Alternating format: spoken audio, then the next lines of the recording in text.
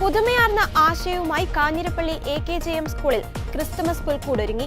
Father Wilson Puthussery SJയുടെ നേതൃത്വത്തിൽ സ്റ്റാമ്പുകൾ ഉപയോഗിച്ചാണ് പുൽക്കൂട് നിർമ്മിച്ചിരിക്കുന്നത്. Kanjirappally postal division assistant superintendent Mathew ജേക്കബാണ് ഈ പുൽക്കൂടിന്റെ പ്രദർശന ഉദ്ഘാടനം നിർവഹിച്ചത്.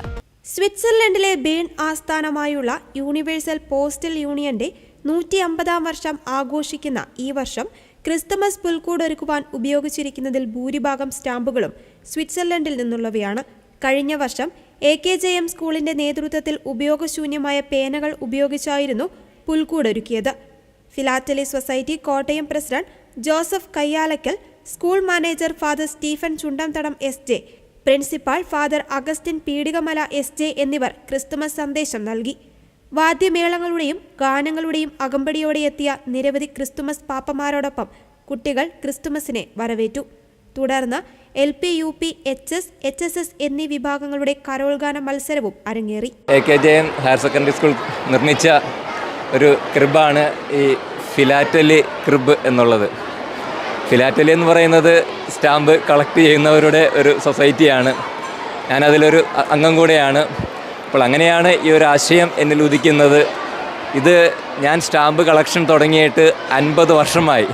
അപ്പോൾ ഇതെൻ്റെ കളക്ഷൻ്റെ ഒരു ഗോൾഡൻ ജൂബിലിയുടെ എൻ്റെ ഒരു സമ്മാനം കൂടെയാണ് ഞാനിന്നിവിടെ എല്ലാവർക്കും വേണ്ടി സമർപ്പിച്ചിരിക്കുന്നത്. എൻ്റെ 5-ാം ക്ലാസ് മുതൽ തുടങ്ങിയ എൻ്റെ ഒരു ഹോബി അത് ഇപ്പോൾ ഞാൻ തുടരുന്നു. ഈ വർഷം യൂണിവേഴ്സൽ പോസ്റ്റൽ യൂണിയൻ്റെ 150-ാം വാർഷികമാണ്. യൂണിവേഴ്സൽ പോസ്റ്റൽ യൂണിയൻ്റെ ആസ്ഥാനം സ്വിറ്റ്സർലൻഡിലെ ബേൺ എന്ന സ്ഥലത്താണുള്ളത്. അതുകൊണ്ട് തന്നെ അതുമായിട്ട് ബന്ധപ്പെടുത്തി സ്വിറ്റ്സർലൻഡുമായിട്ട് ബന്ധപ്പെടുത്തിയാണ് ഞാൻ ഈ ഒരു ക്രിബ് നിർമ്മിച്ചിരിക്കുന്നത്.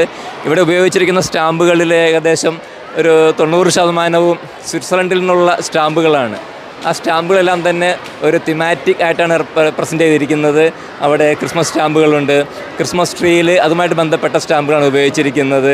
അതുപോലെ തന്നെ ഫിഷ് ടാങ്ക് ഉണ്ട്, അതുപോലെ അട്ടടയന്മാർ അങ്ങനെയുള്ളതൊക്കെ അതുമായിട്ട് ബന്ധപ്പെട്ട സ്റ്റാമ്പുകളാണ്.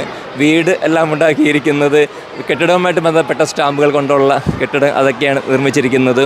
അതുപോലെ ഓരോ സ്റ്റാമ്പിനും ഓരോ കഥ പറയാനുണ്ടാകും. ഓരോ സ്റ്റാമ്പും ഓരോ സന്ദേശം വഹിക്കുന്നവരൊക്കെയാണല്ലോ, ഓരോ അംബാസിഡേഴ്സാണല്ലോ എല്ലാ സന്ദേശം കൊണ്ടും എല്ലാം. അപ്പോൾ ഇവിടെ പ്രദർശിപ്പിച്ചിരിക്കുന്ന ആയിരക്കണക്കിന് സ്റ്റാമ്പുകൾക്കും ഒരു ആയിരക്കണക്കിന് കഥകൾ പറയാനുണ്ട്. ഒരു സ്നേഹത്തിൻ്റെ ഒരു കഥ പറയാനുണ്ടാകും. പുൽക്കൂട്ടിലെ യേശുവിൻ്റെ പിറവിയോടനുബന്ധിച്ച് ആ സ്നേഹ സന്ദേശം കൈമാറിയത് ആട്ടിടയന്മാരാണ്.